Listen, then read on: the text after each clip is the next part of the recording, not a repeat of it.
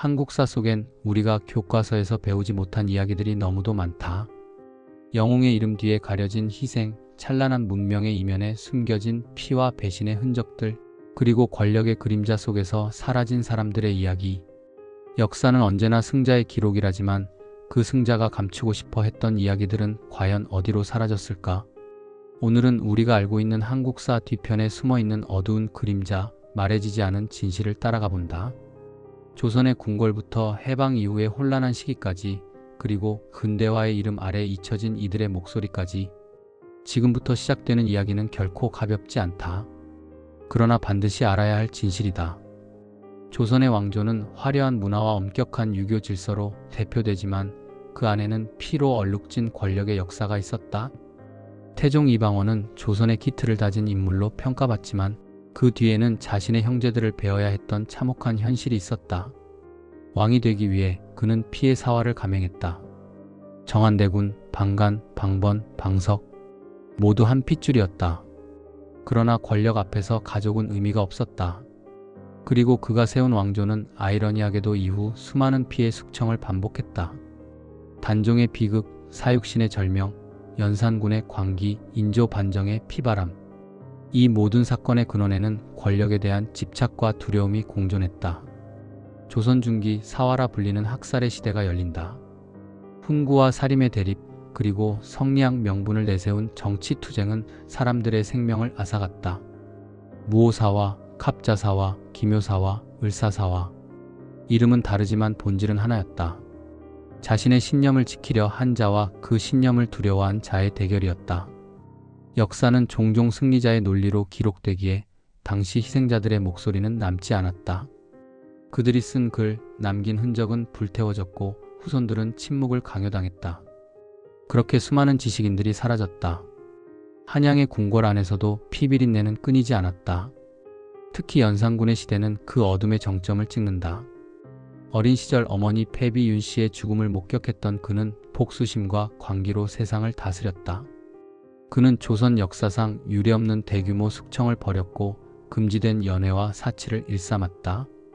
그러나 연산군이 그렇게 변한 이유를 생각해보면 한 인간의 광기 뒤엔 국가 권력의 잔혹한 시스템이 있었음을 알 수 있다. 왕의 인간적 감정조차 억눌러야 했던 제도 속에서 사랑하는 어머니가 왕의 체면 때문에 죽어야 했던 현실. 그것이 그를 괴물로 만든 것은 아니었을까? 조선의 여성사 또한 어둠으로 가득하다. 유교 질서는 여성을 가정의 울타리 안에 가두었고 이름조차 기록하지 않았다. 남성 중심 사회에서 여성의 존재는 늘 누군가의 부인, 누군가의 어머니로만 존재했다. 그러나 실록과 문집 곳곳에는 휴방 안에서 지적이고 주체적으로 살았던 여성들의 흔적이 남아있다. 조선 중기의 헌안설원은 천재 시인이었지만 그 재능은 시대를 만나지 못했다. 그녀는 억압된 삶 속에서 자신을 시로 불태웠고 그 절망은 지금도 그녀의 시구에서 살아 숨쉰다. 그리고 그녀처럼 이름조차 남기지 못한 수많은 여성들이 있었다. 남편의 잘못으로 연좌되어 죽거나 성리학의 덕목을 지키기 위해 스스로 목숨을 끊은 여인들. 그들의 이야기는 아름답다고 미화되지만 사실 그것은 사회가 강요한 죽음이었다. 조선 후기의 또 다른 흑역사는 노비 제도다. 조선은 성리학 국가였지만 사회의 절반이 인간이 아닌 소유물로 존재했다. 노비는 매매의 대상이었고 주인의 재산이었다. 그들은 가혹한 노동과 폭력에 시달렸고 심지어 자신의 자식도 자유를 가질 수 없었다. 기록에는 노비의 반란이 거의 등장하지 않지만 그것은 일어나지 않았기 때문이 아니라 기록되지 않았기 때문이다. 봉건 사회의 질서를 유지하기 위해 왕조는 이들의 분노를 철저히 지워버렸다. 그러나 실학자들의 기록과 민간 설화에는 여전히 그들의 저항의 흔적이 남아있다. 19세기 말 조선은 서구 열강과 일본 제국주의의 틈바구니에서 흔들렸다. 이 시기의 흑역사는 외세에 굴복한 일부 지배층의 부패와 배신이었다. 척화비를 세우며 외세를 거부하던 조선은 결국 내부의 무능으로 문을 열 수밖에 없었다. 그리고 그 틈을 일본이 파고들었다. 명성황후 시의 사건은 조선 근대사의 가장 충격적인 순간 중 하나다. 일본 낭인들이 궁궐에 침입해 조선의 왕비를 살해하고 시신을 불태웠다. 하지만 당시 조선 정부는 이를 적극적으로 대응하지 못했고 심지어 일부 대신들은 침묵했다. 권력자들의 두려움과 무능이 한 나라의 존엄을 짓밟게 만든 것이다. 일제강점기 더 어두운 역사가 시작된다. 우리는 이 시기를 단순히 국권 피탈로 배우지만 실제로는 국가의 근간이 완전히 붕괴된 시기였다. 일본은 한반도의 자원을 수탈하고 민족의 정신을 말살하려 했다.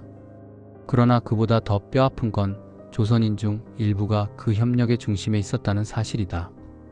친일파라 불리는 이들은 일본의 식민 지배에 적극 동조하며 부와 권력을 누렸다. 그들은 독립운동가를 밀고하고 조선인 노동자들을 동원했으며 심지어 조선 여성들을 일본군 위안부로 내몰기도 했다. 해방 이후 이들은 제대로 단죄되지 않았다. 오히려 새 정부의 고위직으로 다시 등장했다. 이것이 바로 해방 이후 한국사에서 가장 큰 상처 중 하나다. 광복의 기쁨은 짧았다. 분단과 전쟁 그리고 이념의 갈등이 한반도를 갈라놓았다. 한국전쟁은 단순히 남북 간의 전투가 아니라 같은 민족끼리의 학살이었다. 제주 43 보도연맹 학살, 국민방위군 사건. 이 모든 사건은 한민족이 서로를 적으로 인식했던 시대의 비극이었다. 정부는 오랫동안 이 사건들을 금기시했고 피해자들은 침묵 속에서 세상을 떠났다. 그들의 후손들이 이제야 목소리를 내고 있지만 여전히 완전한 진실은 밝혀지지 않았다. 근현대사의 흑역사는 산업화와 민주화 과정에서도 이어진다. 빠른 성장의 이면에는 노동자의 희생이 있었다. 1970년대 평화시장에서 분신한 전태일의 죽음, 광주에서 민주화를 외치며 총탄에 쓰러진 시민들, 그리고 국가 권력의 폭력 아래 사라진 이름 없는 사람들. 그들은 교과서에 단 한 줄로만 언급되거나 아예 기록되지 않았다. 그러나 그들이 없었다면 오늘의 한국은 존재하지 않았을 것이다. 이제 우리는 질문해야 한다. 역사는 과연 과거의 기록일 뿐일까? 아니면 오늘을 살아가는 우리가 마주해야 할 거울일까? 우리가 잊은 그 어둠 속에는 분명 교훈이 있다. 권력은 언제나 인간을 유혹하고 그 유혹은 반드시 누군가의 희생 위에 서 있다. 그러나 진정한 역사란 그 희생을 잊지 않는 것이다. 우리가 흑역사를 들여다봐야 하는 이유는 그 속에서 인간의 본성과 사회의 민낯을 볼 수 있기 때문이다. 한국사의 흑역사는 단순히 부끄러운 과거가 아니다. 그것은 지금도 우리 사회 곳곳에 남아있는 권력, 차별, 억압의 구조를 비추는 거울이다. 조선의 사화와 현대의 정치적 탄압은 본질적으로 다르지 않다. 명분이라는 이름 아래 진실이 가려지고 정의라는 이름으로 불의가 정당화된다. 그 메커니즘은 지금도 반복되고 있다. 그러므로 역사를 공부한다는 것은 단지 과거를 배우는 것이 아니라 미래를 지키는 일이다. 역사를 잊은 민족에게 미래는 없다. 그 문장은 진부하게 들릴지 모르지만 여전히 진실이다. 우리가 잊은 한 줄의 역사 속에는 오늘을 이해할 단서가 숨어 있다. 오늘 우리가 사는 사회의 모순은 어쩌면 수백 년 전부터 이어져 온 결과일지도 모른다. 이제 당신에게 묻고 싶다. 우리가 배우지 못한 역사, 말하지 않는 진실, 그것을 외면한 채 살아가는 것이 과연 행복일까? 불편하더라도 아프더라도 진실을 바라보는 용기가 필요하다. 왜냐하면 진실을 마주하는 순간 비로소 역사는 완성되기 때문이다.